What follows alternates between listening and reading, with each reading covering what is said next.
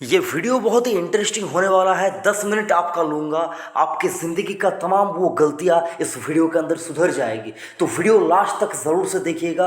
अगर आप एक एजेंट है तो भी देखिए, अगर आप एक पॉलिसी होल्डर है तो भी देखिए। सब लोगों को ये वीडियो देखना चाहिए, हर किसी को ये वीडियो देखना चाहिए, क्योंकि सर इंश्योरेंस यानी कि बीमा, ये बीमा हमारी ज़िंदगी में एक बहुत ही इम्पोर्टेंट रोल यहाँ पर प्ले करता है। लेकिन हम उस बीमे को लेते वक्त या फिर लेने के बाद या लेने से पहले क्या वो तमाम गलती करते हैं जिनको हम लोगों को सुधार लेना चाहिए, वही कुछ इस वीडियो के अंदर मैं आपको समझाऊंगा। तो वीडियो लास्ट तक ज़रूर से देखिएगा।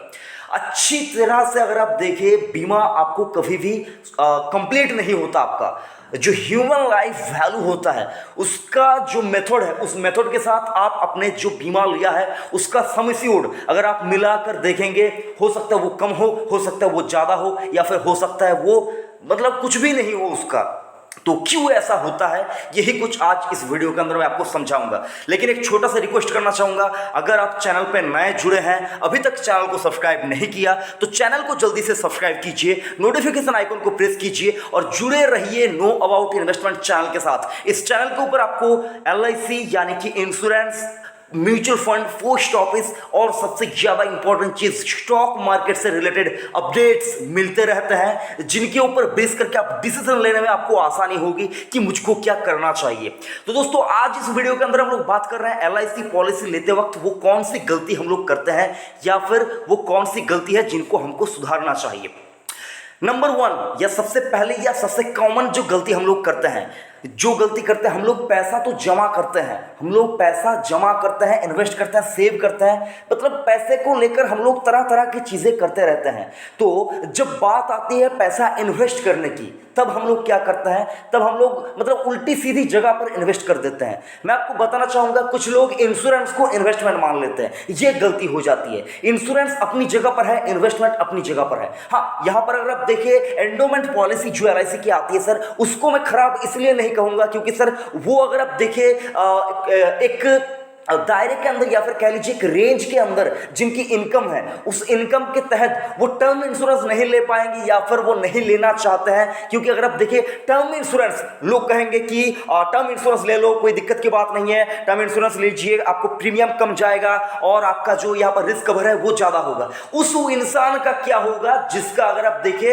एक साल में वो 30 से 35 हज़ार रुपया कमाता है, उसका क्या होगा। टर्म इंश्योरेंस लेने के लिए कुछ क्राइटेरिया होते हैं, कुछ एलिजिबिलिटी होते हैं जिनको फुलफिल करना होता है। लेकिन अगर आप देखें, वो जो यहां पर देखिए जिसके पास ना तो कोई डिग्री है, ना तो कोई सैलरी है, ना ही तो कोई यहां पर उसका कोई खुद का अपना बिजनेस है, वो कैसे टर्म इंश्योरेंस लेगा। तो सर वो क्या करता है, वो LIC से इंश्योरेंस लेता है, एंडोमेंट पॉलिसी, जिसके तहत उसका रिस्क भी थोड़ा बहुत कवर हो जाता है और उसको मैच्योरिटी में बोनस के साथ सम एश्योर्ड दिया जाता है, जो कि बहुत ही अच्छी बात है। लेकिन इसलिए मैं आपको नहीं कहूंगा कि LIC लीजिए इंश्योरेंस के लिए। LIC अपनी जगह पर अगर आप देखिए एक रेंज के अंदर लोगों को यहां पर बहुत ज्यादा प्रोटेक्ट कर रहा है, जो कि बहुत ही अच्छी बात है। LIC के पास भी अपना खुद का टर्म इंश्योरेंस है, LIC के पास भी अपना खुद का हेल्थ इंश्योरेंस है, LIC के पास भी अपना कैंसर केयर है और LIC के पास भी मनी बैक प्लान है। तो LIC के पास अगर आप देखिए वो तमाम चीजें आपको अवेलेबल मिल जाएंगी जो आपको चाहिए। लेकिन यहां पर मुद्दे की बात आती है,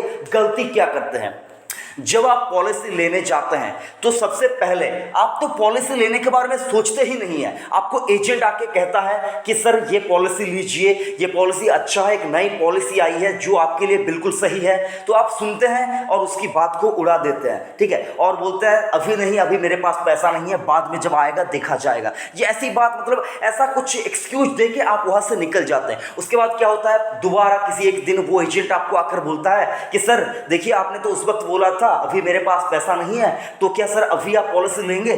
तो वो आपको दोबारा से बोलता है और वो बोलता है अभी एक नई पॉलिसी आई है या फिर कह लीजिए एक नया ऑफर आया है। ये मतलब LIC की पॉलिसी हमेशा अगर आप देखिए 1 2 3 साल के अंदर अंदर पॉलिसी, नए नए पॉलिसी आते रहते हैं, ठीक है सर। तो उसने बोला अगर आप देखिए सर तब आप बड़ी पॉलिसी लेने से मना कर रहे थे, अभी अगर आप देखिए एक छोटी पॉलिसी ले सकते हैं, ठीक है, एजेंट आपको कहता है। और यहाँ पर गलती क्या कर बैठते हैं आप जानते हैं, आप यहाँ पर उससे बिना सोचे समझे अगर आप देखिए एजेंट आपको बोलता है, और यहाँ पर एजेंट के मन में भी ये मतलब एक दिक्कत बना रहता है कि अगर ये जो पॉलिसी होल्डर है ये अगर मेरे से पॉलिसी नहीं लेता है, ठीक है, आप उसको वक्त नहीं देते, आप एजेंट को कंफर्टेबल होने का मौका नहीं देते। मैं पॉलिसी होल्डर से ये पूछ रहा हूं, आप जब पॉलिसी ले रहे थे तब क्या आपका जो एजेंट है वो आपके साथ कंफर्टेबली बात कर पा रहा था? वो जो बोलना चाह रहा था वो क्या आपको बोल पा रहा था? आपने क्या उसको बोलने के लिए वो जो मतलब फ्री माहौल होता है क्या आपने दिया था? आप लोगों ने क्या बैठकर अपने घर पर बैठकर सारा कुछ बात किया था, डिस्कशन किया था? आपके पास जितने पुरानी पॉलिसीज है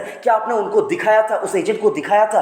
क्या उस एजेंट ने आपका जो इंश्योरेंस है, आपका जो ह्यूमन लाइफ वैल्यू है उसको कैलकुलेट करने का आपको उसने मतलब आपने उसको मौका दिया था? नहीं दिया था। मतलब एजेंट भी ये दिक्कत में रहता है, अगर पॉलिसी नहीं होता है तो मेरा जो यहाँ पर अगर आप देखिए टारगेट है मैं फुलफिल नहीं कर पाऊंगा। ये जो पॉलिसी होल्डर है ये मेरे से छोड़कर किसी और एजेंट के पास चला जाएगा। ये वो और एजेंट क्या करता है, फ्रीली आप बात भी नहीं करने देते। एजेंट आपको कोई छोटा मोटा यहाँ पर जो कि पॉलिसी है वो आपको देकर चला जाता है। ठीक है सर, तो ये गलती नहीं करना है। जब भी आप इंश्योरेंस पॉलिसी लेने जाए, इंश्योरेंस देखिए सर, इंश्योरेंस यानी कि आपके जिंदगी का सबसे महत्वपूर्ण वो चीज जो आपके रहने के बाद आप हो तभी आपको मैच्योरिटी मिलेगी। आपके जाने के बाद उस इंश्योरेंस की महत्व या वैल्यू आपके फैमिली को पता चलती है। तो उसको सोच समझकर सही तरीके से आपको उसको लेना चाहिए। ठीक है, जब भी आप पॉलिसी लेने जाए या फिर लेने के बारे में सोचे, एजेंट के साथ खुलकर बात कीजिए, अपने पुरानी पॉलिसीज के बारे में उसको बताइए, आपको आपका जो गोल है उसको समझाइए, आपके एज के किस किस टाइम के ऊपर आपको पैसे की रिक्वायरमेंट है वो आप एजेंट के साथ डिस्कस कीजिए। उसके बाद देखिए एजेंट आपको बहुत अच्छा एक पॉलिसी देने के लिए, मतलब एलआईसी के जो एजेंट होते हैं सर उनके पास पॉलिसी बहुत सारे रहते हैं। अगर आप देखें उनके पास बहुत सारे ऐसे प्लान्स रहते हैं, टर्म्स के हिसाब से इनके पास बहुत सारे प्लान्स रहते हैं जो वो आपको ऑफर कर सकते हैं, लेकिन आप उससे खुलकर बात नहीं करते हैं, आप उसको बोलने का मौका नहीं देते, चिढ़ जाते हैं और मतलब आप हेजिटेज फील करते हैं कि अभी पैसा नहीं है, अभी पैसा नहीं है। तो सर देखिए, पैसा अगर आपके पास ज़्यादा होता तो आपको इंश्योरेंस की ज़रूरत ही नहीं होती। ये चीज समझिए, अगर आपके पास ज्यादा पैसा होता तो आपको इंश्योरेंस की जरूरत ही नहीं है। इंश्योरेंस की जरूरत उन लोगों को सबसे ज्यादा है जिनके पास कम पैसा है। क्योंकि सर देखिए, आपके पास पैसा है, आपके जाने के बाद आपकी फैमिली उस पैसे से गुजारा कर लेगी, चला लेगी, ठीक ठाक तरीके से चल जाएगी। लेकिन आप एक अगर आप देखिए, आप ही अर्निंग हैंड है और आप नहीं रहेंगे। आपने जिंदगी भर में इतना पैसा नहीं कमाया है कि आपकी पूरी फैमिली आपके जाने के बाद ठीक तरीके से जी ले। ठीक है, तो आपको क्या करना चाहिए सर, आप जिंदा रहकर कितना पैसा कमा सकते थे या फिर आपने कितना कमाया है उस हिसाब से आपको बीमा लेना चाहिए। ठीक है, तो ये प्लानिंग आप नहीं कर पाएंगे, हो सकता है आप कर पाए लेकिन ज्यादातर लोग नहीं कर पाते। वो अपने जॉब में, अपने वर्क में, अपने काम में बिजी रहते हैं। उनको फाइनेंस के बारे में, उनको अगर आप देखिए इस मार्केट के बारे में, इंश्योरेंस के बारे में ज्यादा पता नहीं रहता है। तो सर जो जिस फील्ड में माहिर है उसको उसका काम करने देना होगा आपको। यहां पर अगर मैं आपसे पूछूंगा, जब आप कोई प्रॉपर्टी या जमीन लेने जाते हैं तब क्या आप खुद ही सारा कुछ जो डॉक्यूमेंटेशन है वो करने चले जाते हैं? नहीं जाते हैं। तब आप किसी एक्सपर्ट को हायर करते हैं। ठीक है, उसको पैसे देने में आपको कोई दिक्कत नहीं रहती है क्योंकि आप प्रॉपर्टी ले रहे हैं। सर इंश्योरेंस पॉलिसी, प्रॉपर्टी, दुनिया में जितने सारे चीज है उन सबसे इंपॉर्टेंट चीज होता है इंश्योरेंस। उसको तो कम से कम एक्सपर्ट को करने दीजिए ना सर। अगर आप नहीं जानते तो उसको कम से कम एक्सपर्ट को करने दीजिए। इससे होता यही कि सही तरीके से प्रॉपर प्लानिंग होगी आपकी। तो जब भी आप इंश्योरेंस लें, सही तरीके से आप उससे बात कीजिए, उससे डिस्कस कीजिए। उसके बाद अपने हिसाब से, अपने इनकम के हिसाब से आप इंश्योरेंस पॉलिसी लीजिए।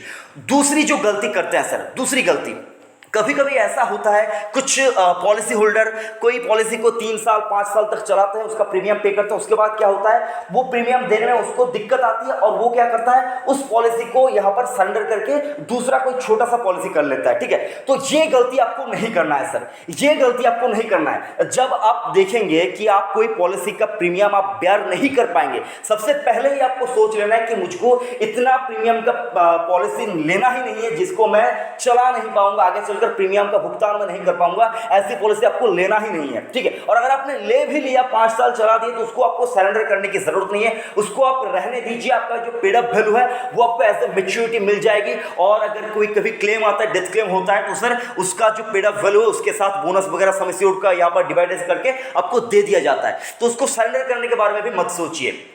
आपको लोन अवेलेबल करवाया जाता है सर 2-3 साल बाद, 3 साल, अभी पहले 3 साल हुआ करता था, अभी 2 साल हुआ है, लोन मिल जाता है। तो सर और जो सबसे इंपॉर्टेंट चीज, आप लिक्विडिटी के ऊपर ध्यान दीजिए। इंश्योरेंस या फिर बात करें एलआईसी की पॉलिसी, लिक्विड नहीं होता है सर, लिक्विड नहीं होता है। यहां पर आप जब चाहे जब मर्जी पैसा निकाल नहीं पाएंगे, ठीक है। तो इसके ऊपर आपको ध्यान देना चाहिए। लिक्विडिटी के लिए आप सेविंग्स अकाउंट में पैसे रखिए, आप चाहे तो पोस्ट ऑफिस में कोई रिकरिंग डिपॉजिट कर सकते हैं, बहुत से ऑप्शन है, ऐसा नहीं। और कुछ लोग होते हैं सर जो अपना जो पूरा का पूरा जिंदगी भर में जितना कमाए सारा कुछ एलआईसी में डाल देते हैं। ये गलती भी आपको नहीं करनी है सर, आपको डाइवर्सिफिकेशन के ऊपर भी ध्यान देना चाहिए। अभी करंट सिचुएशन के अंदर इक्विटी यानी कि स्टॉक मार्केट एक बहुत ही इंपॉर्टेंट रोल प्ले कर रहा है सर।